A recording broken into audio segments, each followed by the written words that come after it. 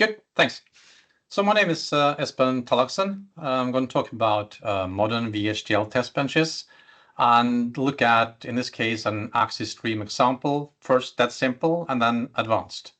So I'm the CEO of EmLogic, which is a design center for embedded systems and FPGA based in Norway, just outside Oslo. I'm also the author and architect of UVVM, which I will talk about in this presentation. So I've always had a strong interest in pragmatic methodology improvement, and UVVM is a result of that. So before I start, I just want to say very few words about EmLogic. So EmLogic is an independent design center for embedded systems and FPGA. We were established only 3 years ago, and have had an extreme ramp up. But we also inherited quite a bit from a previous company called Bitwis. We're a verification IP and methodology provider on UVVM.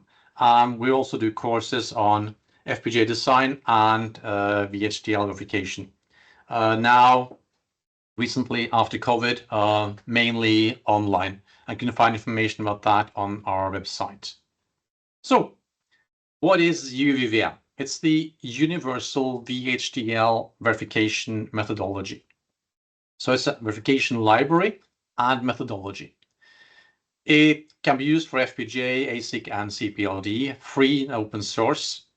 It's gives you a very structured infrastructure and architecture, but more important is that it allows the users to make their test benches with a really good architecture. And architecture is key to everything, really. That significantly improves verification efficiency and assures a far better design quality. It's recommended by Doulos for test bench architecture. We work tightly with ESA, European Space Agency, to extend the functionality. I'll come back to that. It's available on the IEEE Standards Association open source project, but most people will actually get it from GitHub. It runs on any VHDL 2008 compliant simulator. So, before I start on the AXI-stream example, I just want to show you sort of the basics, the entry level of UVVM. And in this case, look at an example of a test sequencer code and also the transcript log when you simulate that. So this is a simple interrupt controller with clock and reset. This SPI is this processor interface, a simple bus interface, as simple as it gets. Then N interrupt sources and the resulting interrupt to the CPU. So when you want to make a test bench around that, of course, the first thing we need is a clock generator. And in UVVM, we have lots of procedures and functions available in the UVVM library. And if you pick a procedure in VHDL and put that into the architecture rather than into the process, then it works as a so-called concurrent procedure.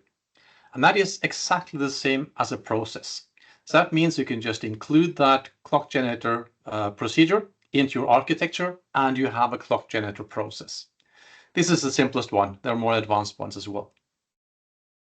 Then you want to make a test sequencer for your device under test.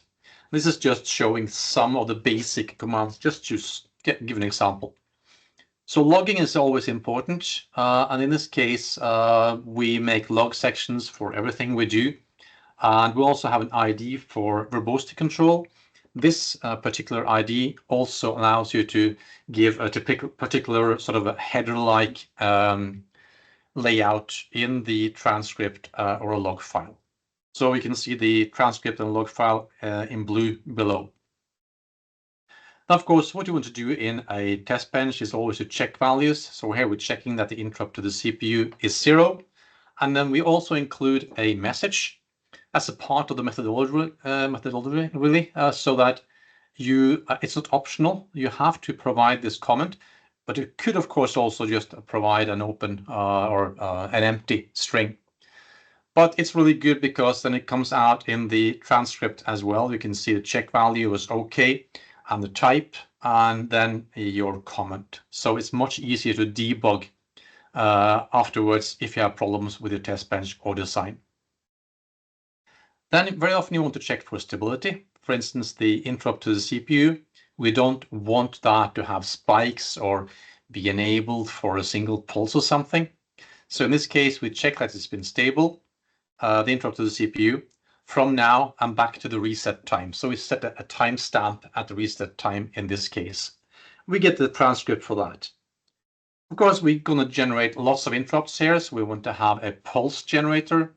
In this case, GenPulse, generating a pulse on interrupt source number 3, setting it to 1 for 1 clock period.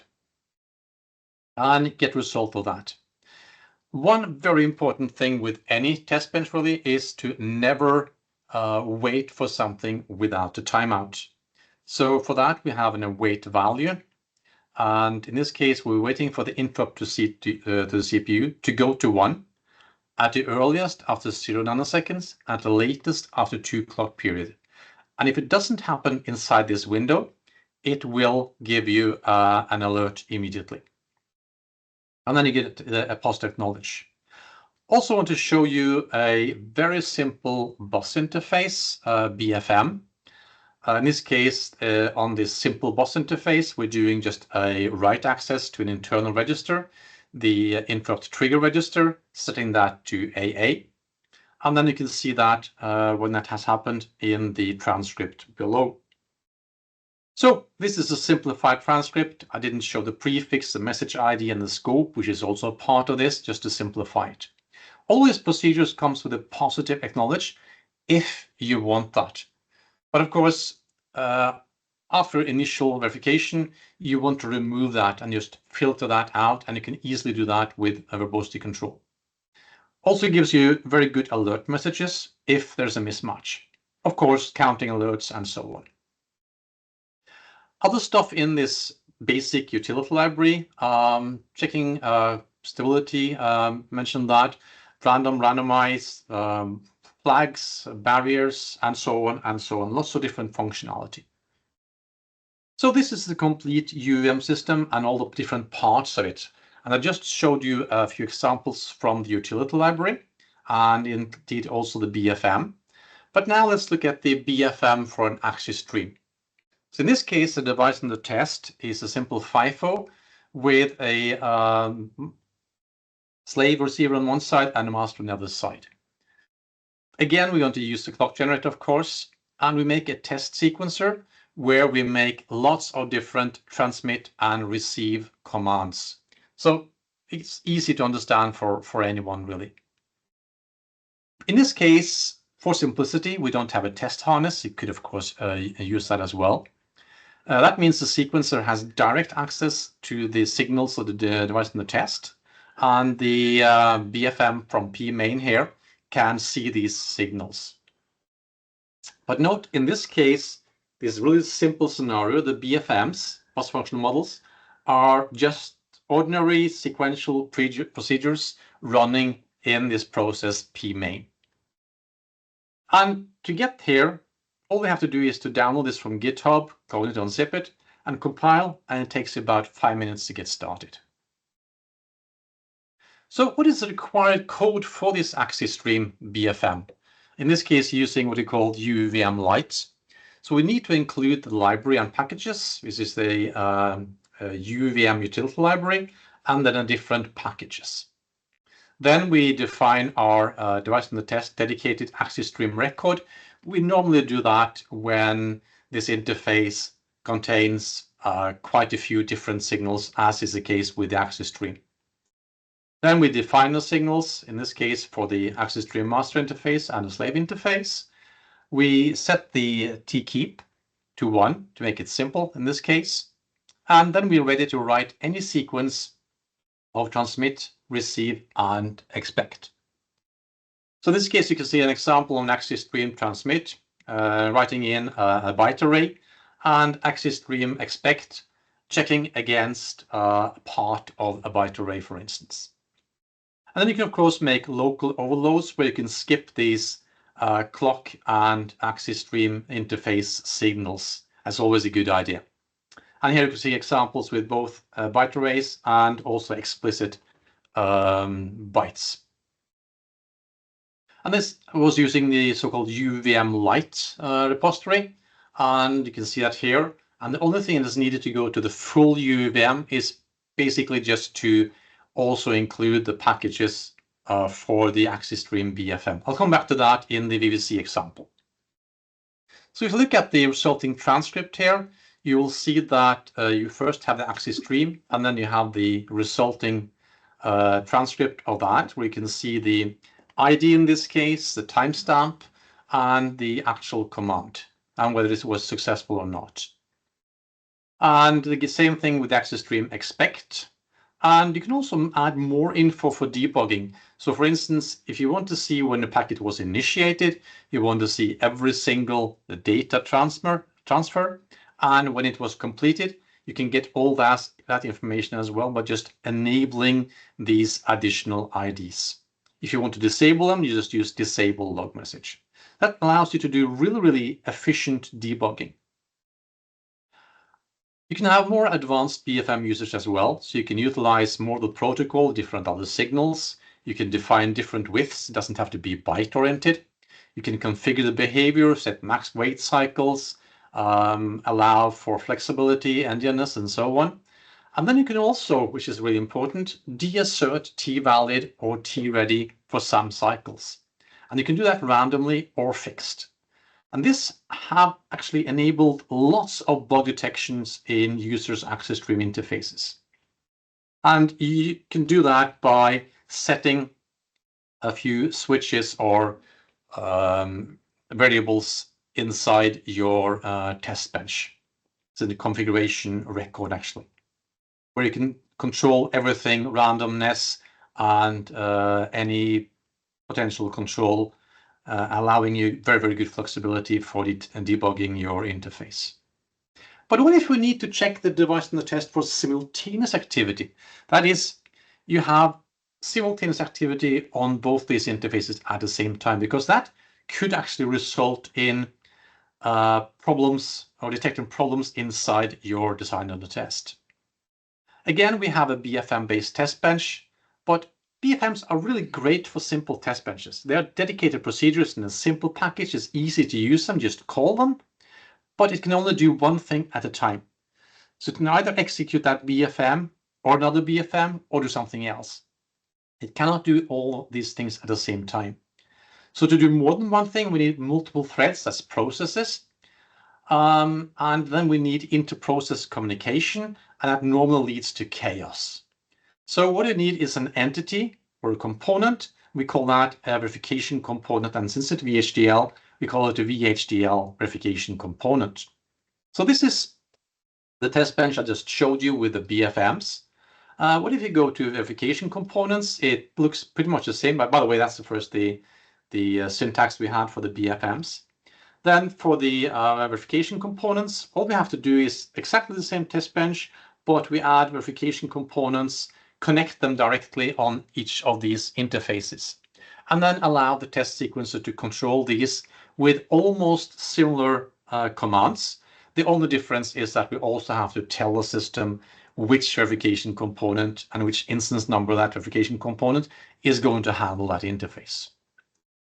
And of course, on the interface towards the device and the test, we still use the BFMs internally.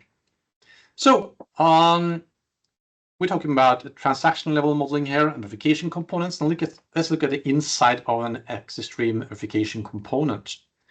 So basically it consists of an interpreter, command queue, and an executor.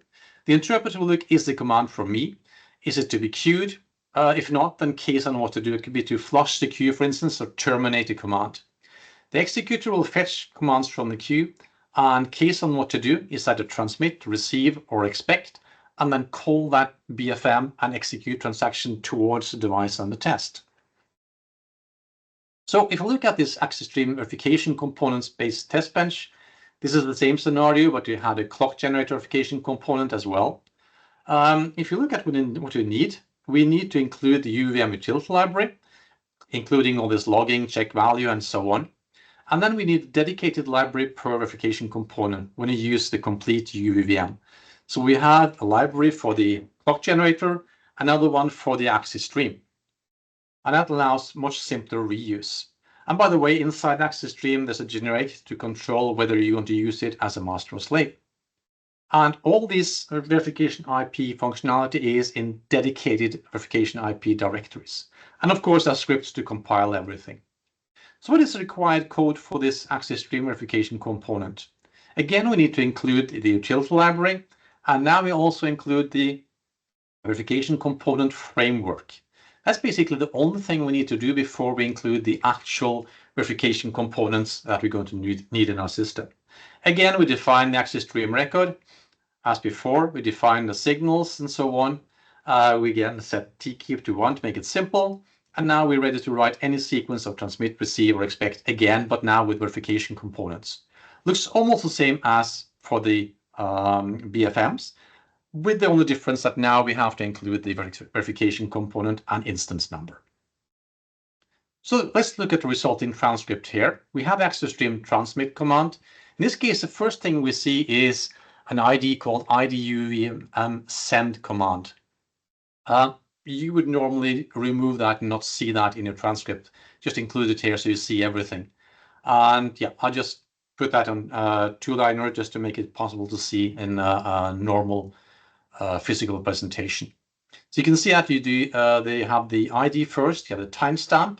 Then we have this TB sequencer brackets UVVM, and that is the scope, meaning from where does this message come? So it comes from the actual testbench sequencer saying that an AXI-stream transmit has been distributed to the AXI-stream verification component. Then sometime later, you can see that in the timestamp, you can see the ID packet has been completed inside the AXI-stream verification component instance 0. And you can see what's happened. So there you actually see the scope, and you can see what's happening in the testbench sequencer and what happens in the verification component. And then the same thing with more information on every single data, for instance.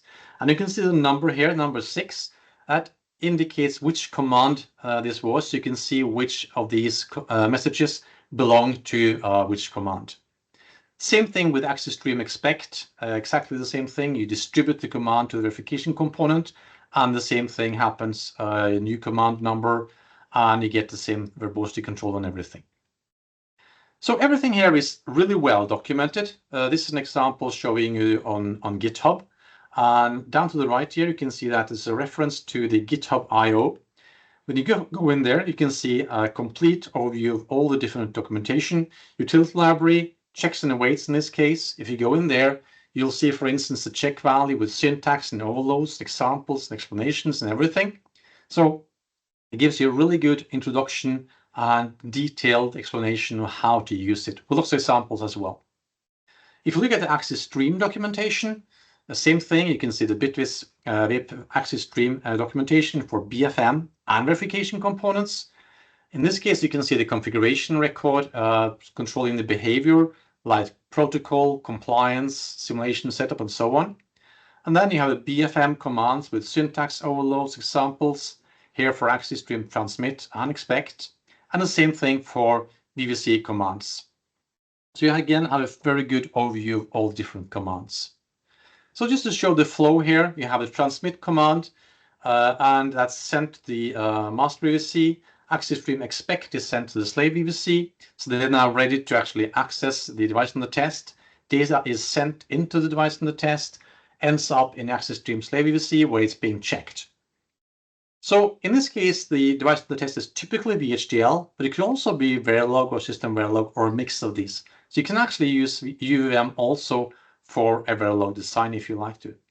It's a Lego-like test harness. As you can see here, it's really extremely easy to build the test harness and everyone can understand it. And even a software or hardware developer could write the test cases. It's pretty easy to read and write. And if you have changes in the interface, that doesn't affect the test cases, of course. And all the verification components may be controlled from one single test sequencer. That's really important in order to make complex test scenarios quite simple.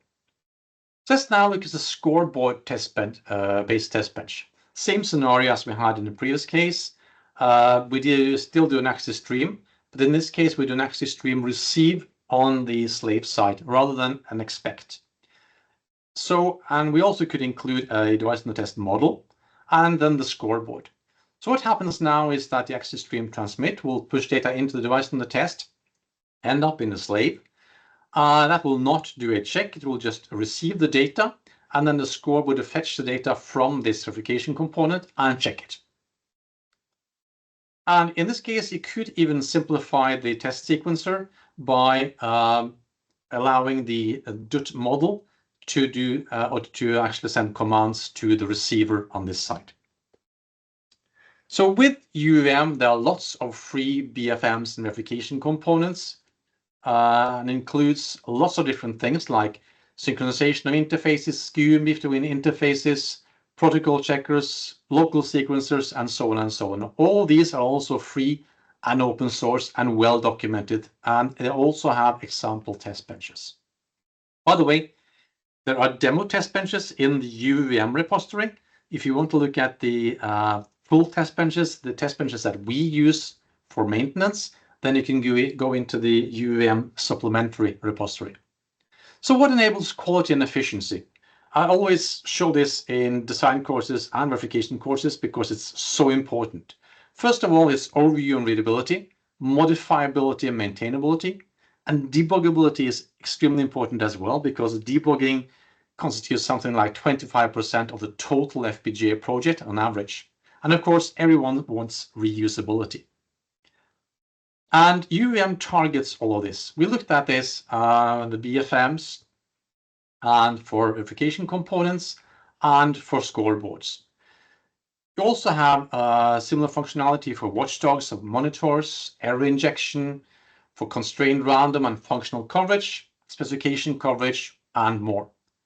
So when you have all this, it's easy to make a really, really good verification system. So 10 years ago, you had maybe to go to UVM or System Verilog. Now you can do all of this in VHDL. And of course, you also have all of these BFMs and verification components. So also at the end here, I want to mention the ESA project again, because I think that's really important. We work tightly with the European Space Agency to extend the functionality of UVM. We have been doing that since 2017. And these projects were initiated in order to solve challenges on verification of FPGAs and IP for the community in general, but of course also in order for ESA to get better and better verified FPGAs to their projects. And it provides the best possible VHDL verification methodology for both suppliers to ESA and, as I said, to the FPGA VHDL community in general. So we started this in 2017 with all the different functionality you see there. And then we continued a few years later, where we added enhanced randomization, optimized randomization, functional coverage, and so on. And then in March this year, we started on a third ESA UVM project that we're going to work on for about 1.5 years now. And we already released some functionality, completion detection, to easily see or check that all the verification components have finished. There's nothing in the queue, there's nothing to be done. They're all finished. And also checking that all the scoreboards have been emptied. We also included detection of unwanted activity. So imagine if you have a UART, for instance, or take the AXI-stream. If the AXI-stream in your device on the test is actually transmitting data out when you don't expect it. If you only use the normal BFMs or verification components commands to check data out of the device on the test when you expect data out of them, that will be good when there's data coming out and you expect it. But then you will not have a check for unexpected data coming out of your device on the test. This has now been added to UVM so that it'll also detect anything that's unwanted or unexpected on the interface. Also doing more extended randomization and more to be announced during the project. And this is, of course, all done in parallel with normal UVM extensions and maintenance. So to conclude, I think there's a huge improvement potential for more structured FPGA verification. And UVM targets all this and has been a game changer for efficiency and quality for VHDL-based test benches, meaning that VHDL test benches now, I would say, is definitely the way you should go if you're doing a VHDL design. It's, as I said, open source and free. You can have a look at absolutely everything and modify it if you like. And it has the largest collection of interface models, BFMs, and verification components. We cooperate with ASIC. It's available on IEEE ESA Open and on GitHub, and it works on any VHDL 2008 compliant simulator. So all this has led to UVM now being used by more than 35% of all European FPGA designers. And I think UVM may save lots of man-hours on the medium complex projects, and of course even more on a really complex project. On a complex project, we're actually talking about sometimes more than 1,000 hours. And at the same time, it improves time to market, mean time between failure, and lifecycle cost. Okay, thank you. Any questions? Questions? Thanks, everybody. Apologies for being late. It was lots of flooding between here and London, unfortunately. So thanks to Espen. We do have one question online. Espen, are you able to share the link, please, to the GitHub? Yep, I guess I can do that. Okay, just share it in the follow-up and then people will have it. Yeah. Yep. Okay, thank you. Any questions from the audience here? No, and then so we'll move to our third talk. Just a big thank you to Espen. Thank you, Espen. Okay, thank you.